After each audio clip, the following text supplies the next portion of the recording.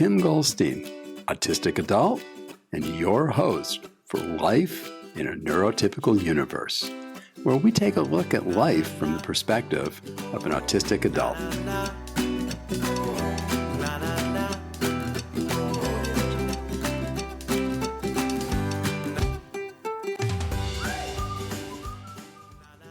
Welcome, everybody, to today's episode of Life in the Neurotypical Universe.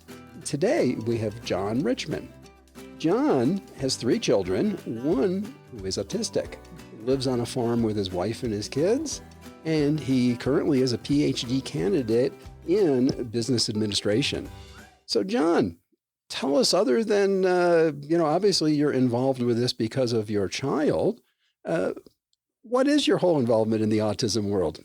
Oh, I forgot, you're even an author. yeah. So my oldest son is on the spectrum, and after he was diagnosed on the spectrum, I was you go through a grieving process, and I had two ways of coping with that, and that was one of them was one thought to coping was I need to handle my own grieving, but then in the other hand, like I need to help other people's grieving. So I began writing. My first book was a Totally Lost, a brutally honest assessment of raising a child on the autism spectrum. It's a nonfiction memoir, and that was just my way of coping with the situation that this new hand that we've been dealt. And after I got done with that, I decided, that was a lot of fun, and I'd like to write another one, but you kind of have to wait for life to happen to write a nonfiction about it. So I said, well, maybe I can give back in an entertaining setting. So I wrote a fiction book about an autistic law enforcement officer called Savant, and it's just been published a few months ago, and I've had really good feedback on it as far as not only the story and everything, but also the situations I put my reader in, as far as So I really try to showcase what folks on the spectrum go through my main character, Michael Avery. So that's kind of what I'm all about. It's been a fun ride, but man, it's a lot of work. Yeah, no kidding about that. It's really interesting that you're doing some fiction books with autistic characters. There's not a huge amount of those out there, and definitely it's a genre that is needed, and particularly I would say it's needed in that transition age, the age where your child is starting to come up and through. I think you're going to have a lot of good material coming up. Yeah, there's so like I said, people after I wrote my first one were like, man, you should write another one. I'm like, yeah, but you got to let, for nonfiction, you have to let life happen. So I said, there will be a follow-up to Totally Lost, but we're probably talking years from now, because you have to let life happen. Things have to happen, but it's I think for now the fiction route is kind of where I'm going with getting the word out, getting awareness on autism, showing people that these guys and girls can live a happy, productive life. They're just going to do it differently than you and I do. What age range are you targeting the fiction books towards? It's really more of an adult read. I think my target audience for the fiction books are the parents of autistic children. Really is really the target market, because they just don't know what to expect. They don't know what's if your child's diagnosed somewhere around 4 or 5, like my son was, you have no idea what's coming down the pipe. You have no idea what the what's in store for you, kind of what kind of mannerisms you're going to be dealing with when they're 10, 11, 15, or even 20 years old. And I don't know what I'm looking for there or not yet. I've done a lot of research and gotten a lot of professional advice as to what those on the spectrum go through. But my son's 7.5, so a lot of this is doing research, but a lot of it is kind of the things that we've witnessed as my son is growing up. Right. What would you say from your first book are some of the major conclusions that you came to that you'd like parents to know? So let's say the one that's not going to take the time to read the book, even though they should. What would be the 1, 2, or 3 takeaways out of your first book? The biggest takeaway is this is a livable condition, and everything is going to be okay. It's livable. It's difficult, but it's livable. Everything is going to be fine. Your child is is different than everybody else. And I guess that's the second point I would make is the sooner you can come to terms with my child is different, the better off everything is going to be. Being in denial about this is one of the worst things you can do. You have to own it. And if I did, by the way, I made a ton of mistakes along the way. My wife and I, we made a lot of mistakes, as every parent does. But if I did one thing right, it didn't take us but a few days to go, you know what? We just have to own this. It's not going away. We just have to own this and see if we can make the best of it. The sooner you can come to that conclusion, and really own this and decide that, my life has changed and really accept that, the better off you're going to be and your child will be as a result. The third thing I would point out, and I can't emphasize this enough, this is not cancer. This is not a condition where God take it out of him or her and everything is better and we go on with our life. This isn't cancer or some kind of horrible infection along those lines, that just take it out of them and make it go away and everything's great. This is a lifelong condition. It is incurable. And by the way, even if I could take it out of my son, I wouldn't, because it changes him. So this is much different than other, medical issues that people come in, that people get dealt, in that, not only one, you can't take it out of them, and two, you would never want to. So those are the three takeaways I think that are really important for somebody that is just coming along. And my first book, Totally Lost, was kind of written for that audience of people that are either just before or just after diagnosis, which is a very crucial, pivotal, and very tough time for those dealing with autism. That's a really crucial and a very tough time. You hit upon a couple things that I think are just super, super, important. So I want to reinforce them a little. I mean, you certainly hit them already, but one was, and this was something that an earlier guest I had, Shelley Duvall, had told her, and again, I don't remember whether it was son or daughter, but the grandson was being born, and he was diagnosed with Downs. Eventually, they also found out he had autism as he got older, but the Downs they found out about a few weeks before he was born. And what she said, and this applies to having your child diagnosed with autism too, and this is so good, I've never heard it before. Don't feel sorry for him. That is his normal. That's absolute. That it's kind of like you're saying, if you took it away from your child, it's your child wouldn't be your child anymore. They'd be a different person. Yeah, that's so true. And I tell you, one of the things that really helped me is March 17th, 2017, he was diagnosed. And, like I said, he had just turned 5 a couple of days before. And we're sitting there in the office, and somebody gives me this, what I feel in that moment was just this crushing news that I was, oh my God, I came in here as a parent, and I'm leaving as a parent of an autistic child. And so I go home, I'm really feeling it. And the next morning I wake up and I'm like, wait a minute. He hasn't changed a bit from yesterday to that. Nothing has changed other than now we have the ability to deal with this, meaning we have the diagnosis, we have resources open up to him. But my son hadn't changed a bit. He didn't have any idea that yesterday he wasn't autistic and today technically he is. It was a pure technicality once we got that diagnosis. Now, having said that, it's still a tough thing. It's still, you've now got a label that's going to be with him the rest of his life. I don't mean to diminish that, but to him, nothing was any different. It was just another day to him. And that really kind of helped me get through that first couple of weeks of just looking at him and going, he's the same loving kid that he's always been. He's got the same, like I said, loving nature and the same issues. None of that's changed. So, but we now have a diagnosis. We now can get the resources that he needs to help him. And that really kind of brought me over the hump of what I can honestly say was probably some level of depression on my part. I just, I didn't handle it too well in the first few months. She could not be more right about that. And that, it didn't change. Nothing changed for him. It's so true. But you have so many parents that when they do find out, they want their child to be like them. And right. They're not. They're autistic, which, that's different. If the parent isn't autistic, then you have an autistic child. The child is going to perceive the world differently. They're going to process the world differently. They're going to relate to you differently. And especially you have 3 kids, so you get the comparison right in the household. Right. And I will tell you, admitting your child is different is not an easy thing. That's not an easy thing to do. It certainly wasn't for me. I grew up in a small town in West Texas. I was stereotypical jock football player. I graduated on time with a good GPA. I got my degree in a good amount of time. I got an MBA, before I was 30. I'm on my way to a PhD. My wife and I both make really good money, have excellent jobs. Our career success has come at a rapid pace for me.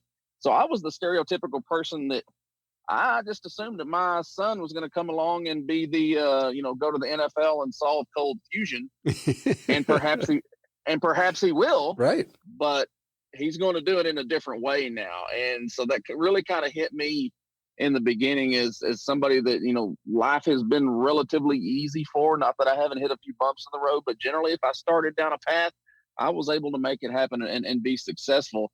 And my son will be able to do that too, but he's going to do it in a different way. And he's going to require more resources. He's going to require more help from mom and dad, and a more supportive network than I did. I was able to do it all, kind of on my own, by my own. And he's just not really going to be able to do that. And that was hard for me to accept for a little while, that I didn't have the prom king and the college football player maybe. So that took a little bit of getting used to. It was kind of a new reality for us. But it, once we were able to face reality, which is, like I said, a hard thing to do in this situation, the life got instantly better. So when you heard the diagnosis, what was it that most affected you about it? Was it kind of the thoughts of what's your son's life might be like? Was it, oh my gosh, I don't even know what this thing is, they just put a name on it? I didn't get. It was the latter. Okay, I mean, I didn't get diagnosed till I was 54.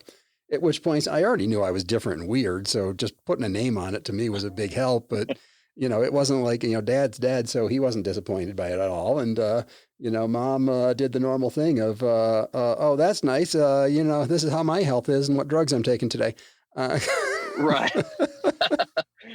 No, really for me, it was the unknown. First of all, I didn't really know anything about autism. Second of all, the hard question for parents of autistic kids to ask or to answer is, what does adulthood look like for my son? Because the fact of the matter is, I don't have a clue. I don't have a clue. He could be very successful. He could be a music prodigy. He could do any number of things. The fact of the matter is, I just don't have any idea at this point, and we're probably a decade away from being able to have. My daughter, I pretty much know she's probably gonna be like a bar bouncer or go to the NFL or something, or with her, it's gonna be something where she can apply force. Him, it's just the unknown of not really having any idea of what adulthood could look like and what he's going to be good at, and him not being able to tell you, hey, I'd like to go try the piano, Dad. Oh, he just doesn't have that. He could be the second coming of Mozart, and until he sits down at the piano and shows us, we're not going to have any idea. That's what was hardest for me. And I guess just that, like I said, in that moment of, 10 seconds ago, I was a parent.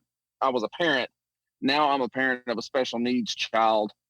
That was tough on me, because like I said, my, success is coming at, rapid pace for me, and things have usually always gone my way. The good Lord had been, I'd been hitting fastballs out of the park all my life, and now all of a sudden I get this curveball, and I didn't handle it well, if I'm being perfectly honest. Well, it's wonderful that you are being honest, because parents certainly do have to face this. And we know that, one of the thoughts that certainly go through the mind is, how can I make my child be like me? How can I make them right? Which is really the wrong thought, because they're not wrong. There's nothing wrong with the child. As you say, the child's still just like they were 5 minutes before they read the diagnosis to you. Child didn't change. Yeah. So I did a vendor fair last weekend where I went and took my books, and there was another vendor there that provides uh, services for special needs kiddos, and I love the name of this company. It's called A Different Kind of Perfect. Oh, I like that. And I think that's a perfect description of autism. They're just a different kind of normal. It's, there's nothing wrong with my son. There's nothing wrong with him. There's no, like I said, there's nothing to say, hey, God, take this out of him and everything will be better. That's just not the case with him. He's just different. Right. It's those differences, as you say, that are really the big fears that the adults have. And I kind of look at autism truthfully, and you haven't necessarily gotten to the second part of the stage, but I almost look at it as being a two-staged condition. And in the first stage, you're dealing with the childhood arena of it, which is basically how to keep them safe, that they can be learning, that everybody else is safe. They can manage to get by, in society at the level they need to at that age range. And really, that's the whole concentration. But when you think about it, what is it we're thinking about the rest of the kids at that same time range? We're thinking about what are we going to teach them to build them into being good adults, not into being good children. And right, yeah. I think that's a big problem we have currently in our autism education system is I think we actually are creating essentially disabled adult autistics, and they're disabled by what they were taught, not by the autism. They were taught that they were always never measured up, that they never did it the right way. I mean, they were essentially taught they were not good. And that's one thing we have really tried with my son not to. I mean, we don't really use, like I said, he doesn't do well communicating at this point.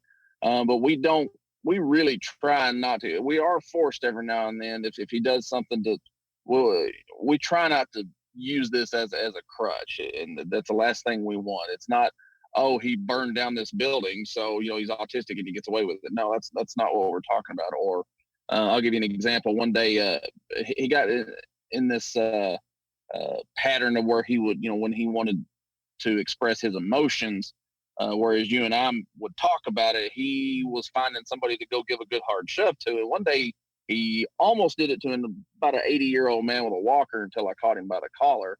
And, at that point, I'm obligated at that point to kind of give some explanation around why he just tried to shove this 80-year-old man to the ground. We really try hard not to make this a crutch and to make this just part of him and just a character trait as much as anything.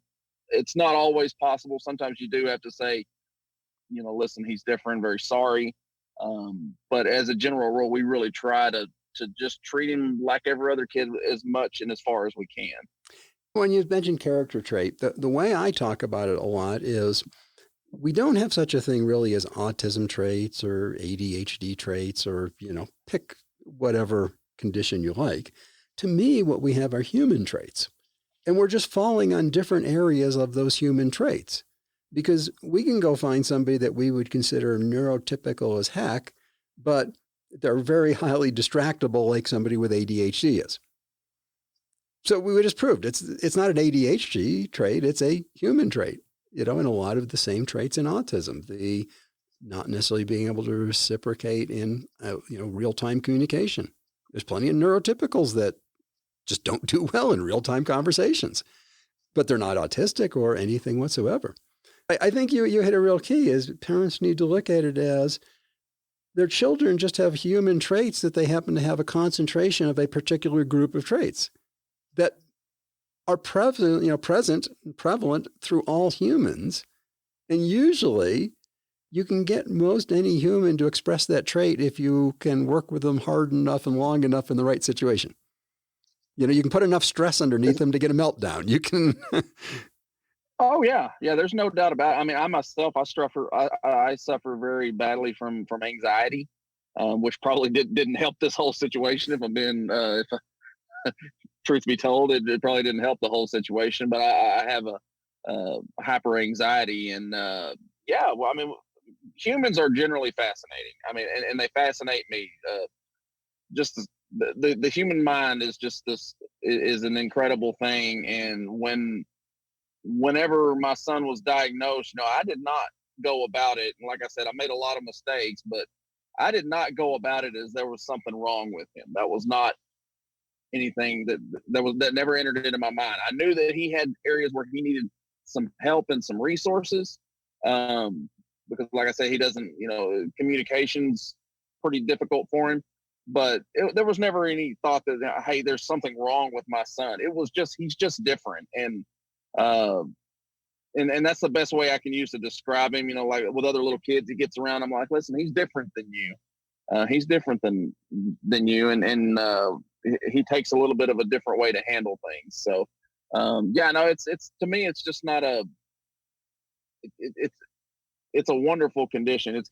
This condition has given me and my family so many opportunities that I'm at this point, I'm thankful for it, because it's just been a neat road to see him grow up and be able to meet the people that I've met and see the other people that I met with this condition that are doing so well for themselves. It's really a heartwarming experience.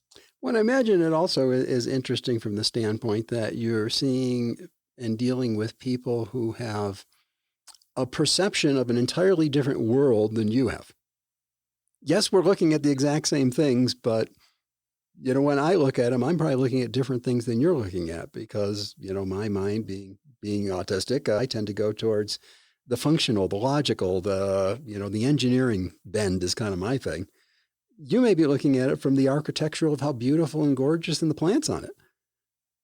Very, very different perspectives. I will say my son and I, just from observing, I love to observe him, because you can just tell his mind is turning on things, and he's thinking through things about how to do things. And one of the things I usually tell people is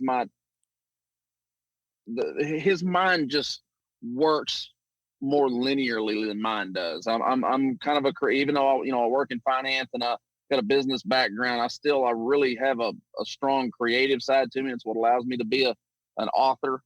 My son is more of a linear thinker. He's more of a, hey, A leads to B leads to C. And I will tell you, if you put a puzzle down in front of him, I'll give you an example. He was about 3 years old when I've got a big metal shop out here, and I had my socket set laying out. I was working on my lawnmower, and I look over, and he's taking those sockets and putting them together. I mean, if he had the strength and the dexterity, I'd have just got up and let him work on the lawnmower. He knew exactly what I was doing. He's got like you say, engineering is something I could definitely see him being very, very good at. For one, you can be kind of solitary with it. Accounting's another one.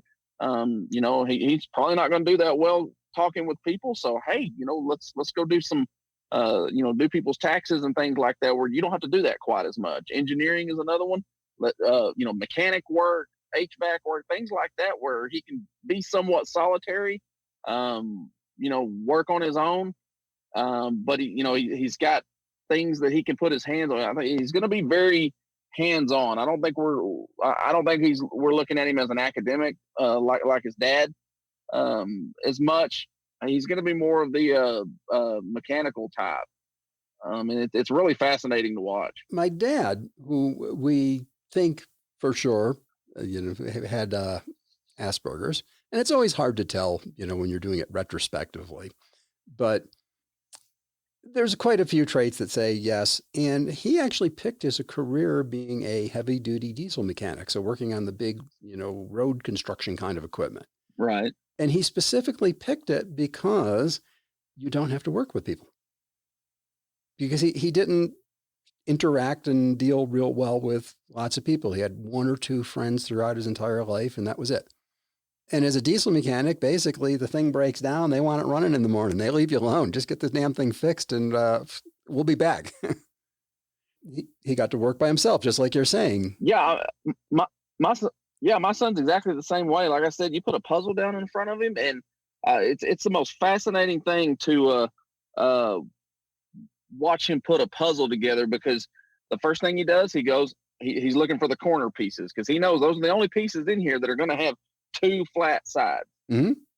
And then the next thing he starts looking for a flat for all the others. So he's going around the perimeter. If I get the perimeter filled in, then I can start working on them. Then you can tell he's sorting them kind of by, hey, here are the pieces that have really bright colors in them. So I'll be able to identify them. If they have kind of muted colors or they're all one color, if they don't have any identifying characteristics, we'll set those off to the side. We'll deal with those at the lab. It's the most fascinating thing to watch him put together a puzzle because you can tell that there is and you're talking to a guy that not only one is not good at puzzles, but hates them with a passion.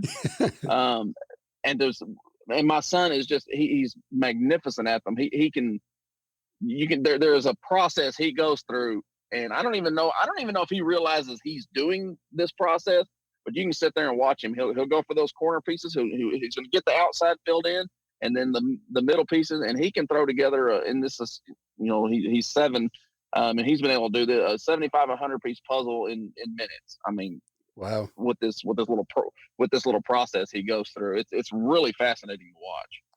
It's really true that very often when you're dealing with people who are autistic, children or adults, that they do have a very different process. I mean, when they get done and said the puzzle's together, the puzzle's done just like it's supposed to be. So, it's not that it's a lesser approach. If anything, as you say, it's a better approach because he's much faster.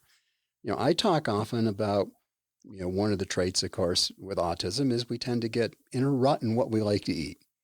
And when I get in a rut, I tend to get in a rut for about 1.5 years, 2 years, eat the same lunch. Works easy. It's easy to go shopping that way. And we'd go shopping for this potato bread because that was one of the things I was on a kick on. And I would walk in the aisle and I'd be reading the labels trying to find my brand of potato bread. And my wife would always just point over and go, honey, it's right over there. And it took 1.5 years. I finally asked her, how do you do that? And her answer was simple. I just look at the orange label, logo on the end of the label, and it's that one. I've been trying to read letters for 1.5 years. She just looks for an orange dot. But again, right. Super, super different in processing.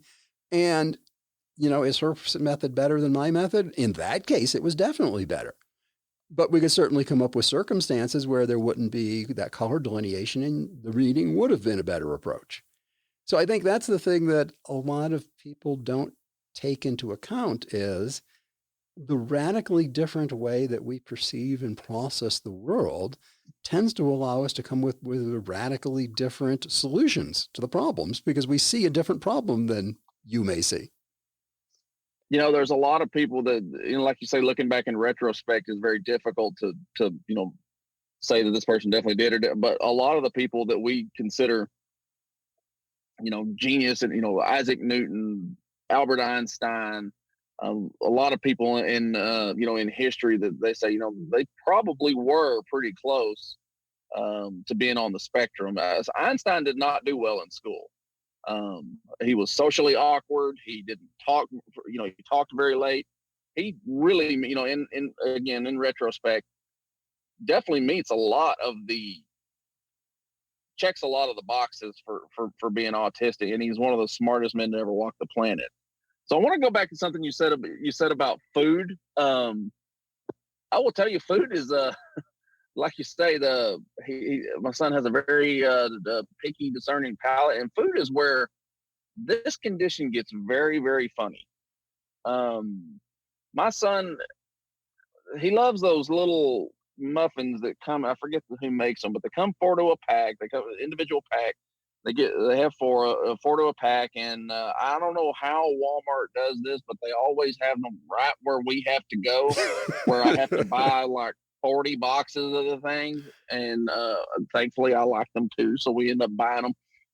My son, so one time we were in Walmart and they were running a 2-for-1. I said, all right, well, go ahead and pick two of these out. So he gets blueberry and chocolate chip, and we're like, okay, great, well, we'll have some after dinner tonight. And sure enough, directly after dinner he starts asking for muffins. So I said, okay, well, come in here and tell me which one you want. I go in there, I open the cabinet up to him, I point to him, I say, which flavor do you want? And I take a big drink of Diet Coke, and he points at the chocolate chip and without missing a beat says brown berry muffins. I don't know. I don't know if Diet Coke is detrimental to one's sinus cavity, but I do know it burns like crazy. Whenever you hear that and you suck Diet Coke into your sinus cavity, it's quite a shock. I'll tell you that. But I've done it with milk, and it's bad enough. I can't imagine with carbonated soda. Wow. oh, I laughed for 20 minutes over that, so much so I had to have him say it again. Another thing, he refers to brownies when he would come up and ask for brown cake, and you're kind of like, what? Yes, this is just nothing but brown chewy cake. That's all this is. So yeah, food is one of the areas that you can kind of have some fun with autism, really, if you want to know the truth, because he's gonna do something tonight during dinner when we eat dinner here in a little while. That's going to be funny. He's going to dip a banana in ketchup or do something along those lines. It's one of those areas that you can have a little fun with this condition. Yeah, food is certainly can be a challenge, we'll say, at times. Does he have any particular issues with sensory processing? Oh my goodness, yes. I mean, because that's an area that runs into food. Is a lot of times it's not the taste of the food that you end up finding they don't like. It's the texture. They don't like the way it feels in their mouth. I will tell you, taking him to get a haircut is a literal trip to hell. It's awful. It's literally awful. He cannot. His scalp isn't. I mean, the scalp in general is a very sensitive area, and for him, it's like a minefield. He doesn't really like you to. He doesn't really like you to wash his hair. Obviously, we do, but he doesn't really like it. He doesn't like the feeling of it. He doesn't like his head being underwater. And man, taking him, it was so bad we just quit. I just said, he just have to have long hair. There's nothing we can do about it. Because we would take him to a Great Clips or a barbershop somewhere, and we would, barbers and hairstylists are generally jovial people. We'd take him in, and by the end of it, they're going to need therapy themselves because he was screaming, and I was bear hugging him, keeping him immobilized while they buzzed his hair off. I mean, it was awful. It was absolutely horrible. They'd end up crying. Take him out, bring him back in. He was fine after 5 minutes, but literally, we had a lady one day that had to leave and go home. So we literally cost this more. Usually, whenever we took him for a haircut, it usually cost around $50 or $60. Because we were going to not because we were going to some high price salon, but it was $10, $15, $20 for the haircut and $50 for the distress premium. Yeah, exactly. That we had caused for the tip. So yeah, that is really an awful thing. I will tell you, there is hope on that range. If any of your listeners have this same issue, go Google calming clippers. Some genius put a clipper guard on a pair of scissors, and it's the best $35 I've ever spent, because the problem he was having, he didn't like that buzzing on his scalp. He did not like that. He doesn't love getting his hair cut anyway, but oh my God, it is miles better than where we were at, light years ahead of where we were at. Because my wife, we take him out on the patio, we kind of buzz his hair off with it. It's like a burr haircut. But you can get different size clipper guards and everything to put on it. It's the best $35 I've ever spent. And by the way, a really great customer service company here. If there's something, it's got a lifetime warranty. If there's something wrong with it, you send it back and they'll send you a brand new pair. By the way, disclaimer, not being paid a dime for this, just a very satisfied customer. So if any of your listeners are having this same issue with haircuts, I highly recommend these. But yeah, and like you say, the textures, my son loves flannel shirts because of the texture. He doesn't, and waffle weave shirts are very popular with him. There's certain types of material, Halloween costumes. He until very recent, last couple of years, he didn't really do Halloween costumes because he didn't like the texture of most of those costumes. Yeah, they tend to be a little stiffer and crinkly and kind of. Yeah, they're made out of cheap material most of the time. Yeah, they haven't been washed a couple times to soften them up at all. I can understand why he wouldn't like them. So, John, if somebody wanted to reach out to you, contact you, buy some of your books, what's the best way for them to get hold of you? Best way is my website, johndrichmond.com. Or you can, my email address and everything's on there. You can sign up for a newsletter. You can purchase both of my books on there. They both come directly from me, autographed. I also ought to throw in that I just submitted a sequel to Savant for publication. So I'm hoping to have that going here in the next few months. But yeah, you can go on my website, LinkedIn. I'm on LinkedIn as well, Facebook. My email address is johndrichmondauthor@gmail.com. I love to hear from people. I love to hear critiques of my book, positive and negative.